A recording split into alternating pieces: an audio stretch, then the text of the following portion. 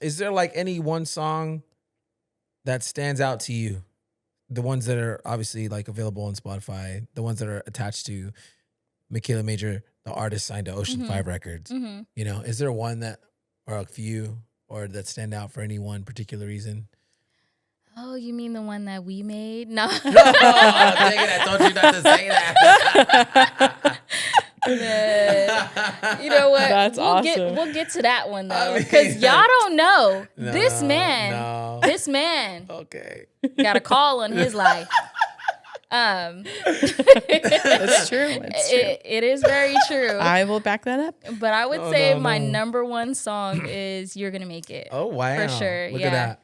Yeah. Yeah. Yeah. That is definitely a. You know, I didn't. I'm not saying I was trying to set this up, but that was the song that I was hoping you was gonna say. Yeah. Because I know the testimony behind that song. Yeah.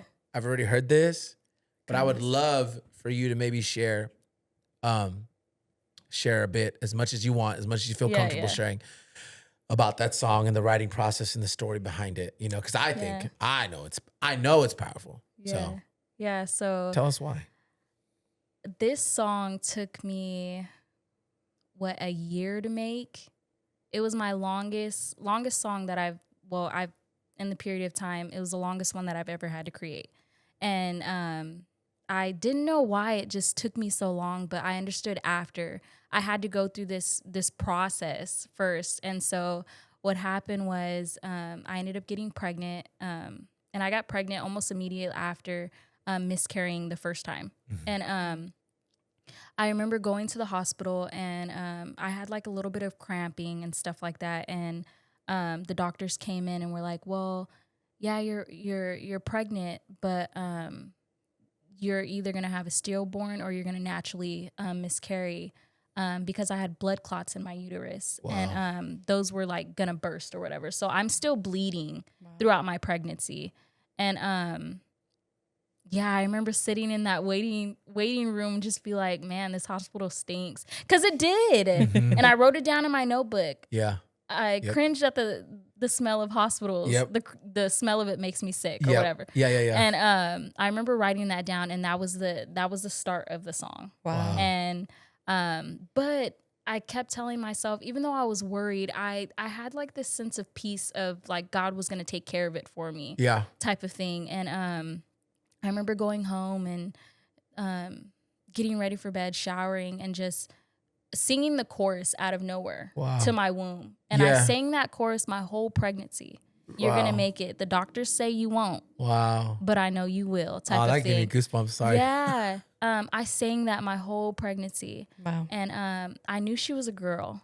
Wow. For some reason, I just knew. I gravitated more towards just like girl stuff. And I kind of just felt like she was. So we later go on like towards the end of my pregnancy. And mind you, like I'm getting sick as I'm getting more and more. They're into still your pregnancy. Into my pregnancy. Yeah. They're still thinking that she's gonna be a stillborn because I still got the blood clots and I'm still bleeding a little bit. But I ended up getting like diabetic. I had preeclampsia. I was severely anemic to where they when I go to deliver her, I didn't have enough blood to have her. And I'm like, is that a thing? But it is. Yeah. Wow. It is. And so I remember the day that I had her almost like a month early, which is like normal because I had Exodus a month early. I remember going to the hospital and I'm already like 5 centimeters dilated. But my doctor comes in and she's like, you're not going to be able to have this baby natural. We're going to have to take this baby. And I'm like, what's the date? It's August still. I said, no, I don't want an August baby. Oh my gosh. Can we wait the hour? Can we wait the hour? And she's like, okay. Yeah. Like, girl, you crazy. Is that because you already had August babies? Yeah, Is that, I have two. And they're almost back to back. It's hard out here. Okay. Especially in the summer, man. That's it's like hard. Prime party season right there. Yeah. That's true. Yeah. But she's like, okay, we'll wait the hour or whatever. And I'm like, okay, cool. Mind you, I'm still like dilating and stuff. Yeah. And so once it came down to like the surgery part where they're gonna take Psalm out, I still had peace, but I ended up starting freaking I started freaking out. Wow. Because now it was starting to become my reality, and they ended up having to put me to sleep. Because you were freaking out, or because they had to? Because they had to, but I was also freaking out. Like, am I gonna wake up? Type of thing. Okay. Because you ended up delivering via C-section. Yes. Okay. I had an emergency one. Okay. And that's because I found out that I had preeclampsia. Yeah. Right. And so I also had tachycardia, so my heart was always racing. Gosh. And Always racing. This all didn't come about until the pregnancy, right? Yeah, until my Wow, pregnancy. okay. And so everything was just like piling. Like the odds were just against us. But all the while, you're still keeping that. I'm still faith, at peace. right? Yep. Right? Wow. I still want to worship. I still just want to, I want to be with Jesus type of thing. I believe it. And so it wasn't up until I was getting ready to have her to where I was like, hold up. Yeah. I mean, am I really going to make it? Yeah. Type of thing. Yeah. But you know what? Even Jesus had that moment. So, he had that moment. Yeah. So. And he sent me the right doctors because the Clovis community where I had her, I was afraid to go back to because I had the worst experience having Exodus there. And so, but one thing that they did was they saw my notes and they apologized and they were like, no, we're going to treat you just how you should. And they did. I had the right surgeon. And I remember walking in there and I think I was telling Rye, I was like, hey, can you throw in a little tummy tuck? Yeah. While we had it up in there. Joking still? That's funny. Might as well. Yeah, you might as well joke while you're going. Yeah, and so that's not a joke, actually. No. Yeah, for real. But yeah, I ended up having Psalm. She was healthy girl, almost 9 pounds wow. too. Yeah, Psalm. Songbird literally prophesied over her before she was born, sang to her. So she's a singing queen right now. She sings. Do you think she says mama? Yeah. She says mama, mom, whatever. That was so funny. But yeah, just to summarize all of that, I had an experience, but I had to go through that. But that wasn't even it. It was like after having her, I still had preeclampsia and the nurse was trying to send me home. So I ended up going home and having to get, like going back to the hospital. I had to go back to the hospital. Readmitted? Yeah, readmitted. Yeah. Thank you. And I remember going to the doctor's appointment and they're like, yeah, your blood pressure is at like 162 over like 130. Oh, wow. And they prescribed me medicine, but the medicine wasn't working. So they were like, if anything, go back to the hospital. And I'm waiting in there and the hospital's full, y'all. And I remember calling my mama and being like, Mama, there's actual sick people here. Like they need the help. She said, girl, if you don't get in line and check in and do what you got to do. And I'm like, okay. Literally like that. Yeah. And so I get checked in. I let them know I just had my daughter and I may still have preeclampsia because, it lasts about 6 weeks. Yeah. And so she checks my heart rate. My heart rate is at like over 130s, just resting. And so they admit me right away and they hook me up and stuff like that and pretty much like put me in a mini coma. And I was supposed to be like that for a couple of days.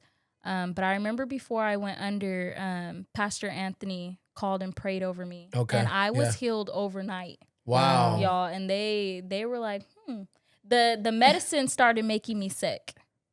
Yeah. What the heck? Yeah, it started making me sick. And they were like, maybe we need to take her off. And I was fine. Wow. Just like that. Wow. And then I was able to finish the song. Dang. Yeah. Yeah. Wow. See, that's a whole. It's a Dang. miracle. To go through all that though, Yeah. and to still like just, to still finish. not give up, to have faith, to have Yes. peace about the whole situation. That's tough. But isn't that, oh man, that's just crazy because it's like, isn't that like God? Like he told you he was going to finish what he started, Yeah, you he know? did. Like, And you that, know what? yeah. I tested God too because on my way to the hospital, I almost like had a breakdown. Like, God, you promised me Yeah. you told me that you were going to finish this. You prophesied. You told me this. Like, did I not hear you right? Yeah. Type of thing. And I'm talking to him like that. Yep. Like, I probably sound crazy to the person driving next to me, Yeah. but I'm talking to him like, I'm mad at you. Wow. And the worst thing is like thinking that you're going to leave your children behind. It wasn't so much as far as like dying, but it was like I hurt because I wasn't going to be able to fulfill what it is that you called me to do. Right. And I'm going to leave my kids behind. Yeah, I know. Like, are you crazy, yeah, Jesus? yeah. But No, that's real. yeah. And I like, to be real, I got real with him because if anything, I'd be like, yeah, God, whatever you need. Like, that's my mindset all the time. Like, I can get into a car accident. It's just like, like, we're cool. Like, Which it's you okay. have. Yeah. Like, that's the crazy part is that she has. Yeah. And Aye. but that moment was like, okay, like, now you're doing too much. But it made sense after. And, Yeah. you know, I'm sorry, God. No, I feel like But- I feel like we reach those moments in our lives where it is desperate, Yeah. but that goes back to us talking about needing him. Like you needed him to show up for you. And I think he loves when we remind him. Yeah. Because that's where we're reminding ourselves of our faith, Yeah, good deal. and it's like, no, you promised, you've said all these things over my life, and it would be premature to allow it till you let it all go, and then look, Yeah. You know? And here I am. and here you are. Yeah. That's crazy. Every time I see Psalm, I always call her Miracle Baby. Aw. She Oh, what's up, Miracle is. Baby? She really is. She's the best thing ever. yeah. And you've got to perform that song at a church. I did. You did. Yeah. Remember that was Yeah, fun. that was cool. Yeah, that was a really cool moment. Yeah, because all that happened as you are attending our church, Yeah, you know, yeah. so that's, Yeah. crazy. Yeah. But like, wow, what a testimony, Seriously. Mm-hmm. because it can get to a point, where you feel like the cards are just continuously stacked against you. And I feel like you could even, what you were saying, like the stance that you took is like, that takes courage, in that moment. Like, I can't, I got to be here for my kids. I got to be here for my family. Yeah. I got to finish business, Yeah. because he could have easily gotten to that point and been like, okay, well, at least I was able to give birth to my daughter. That was a miracle, baby. Yeah. At least I was able to do that. And then just kind of like mailed it in, Yeah. But no, you're still, Yeah. you're still got an argument with God, I sure did. We got into a tussle. Yeah. But you know what? I feel like he used my daughter to heal me as well, because while I was under, I couldn't move or anything like that. And I could kind of see what was like going on in the room when I would open up my eyes, but you're not really like knowing what's going on. Right. But the nurses actually ended up putting her on me and doing a skin to skin. And then that's when like, it was like, oh, she's not like taking the medicine anymore. It's kind of like making her sick. Mm. And they took Whoa. me off. Yeah. Wow. Dang. Yeah. So he'll use that very thing. Yeah. Yeah. That's crazy. Yeah. That's Man, that's such an amazing testimony and story. Yeah. Because that's like, yeah. There's no other explanation. No, Yeah. for the medicine to be making her more Yeah. sick and then hurting But them. God, yeah. Yeah, that's Exactly. like one of those Yeah. moments, Exactly. Yeah. That's just like, man, Yeah. that's going to be told for generations. Yeah. That story. Mm-hmm. You know what I mean? That's the way God intended it. Exactly. So, Exactly. man, that's beautiful.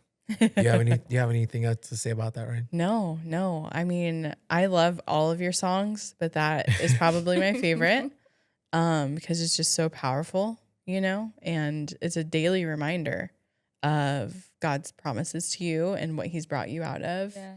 And then you also, on top of that, get to stare your little miracle in the face Yeah. every single day. Yeah. Like as a mom and as a friend, like I love that for you, like it's awesome. It's awesome. What do you think like the main thing or like one of the main things or takeaways you learned from that whole experience that you went through? And what do you hope that someone listening to this, right, would take away from it? Mm-hmm. I feel like we go through things in life to be a testimony, because I feel like people are more saved by your testimony than they are by being By the word of your by Come on, somebody. But I feel like I had to go through that for somebody else. And so I'm seeing that harvest now, because when I run into somebody that may be going through something, I'm like, hey, like, I put out this song, like, it was my most vulnerable. Now I'm getting a bunch of messages of how that's helped them fight.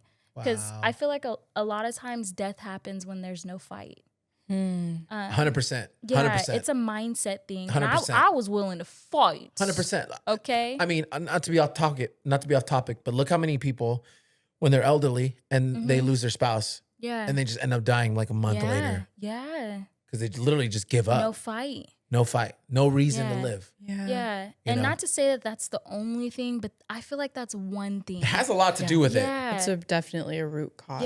Yeah. And so what I've really learned is that life comes in seasons, and it can be a long one if you allow it to. Wow. Type of thing. And this season of my life wasn't long, but this season was so helpful because I'm able to minister and help other people. Yeah. So I go through things, and I feel like maybe that's just another gift, like going through life and hardship and coming out of that to be that walking testimony. Like, look, I don't look like what I've been through, type of thing. Yeah. And so, that's what I learned is, life be life, and sometimes. Yeah, you but like to say that. You like to say that, yeah. I do. I say it a lot. Life be life, because it do. Yeah, no, true.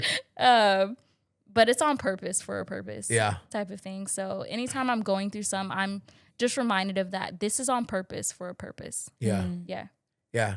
And like, you know, for people watching, maybe like thinking like, you know, having that mindset, like what I'm going through right now, right? That whole "this too shall pass" thing, like it's not forever. Yeah. Right? Even the highs, you know. Yeah. That's why you always got to stay humble. Yeah. But like having that faith, it's like God's going to use this for something, for good, Yeah. you know?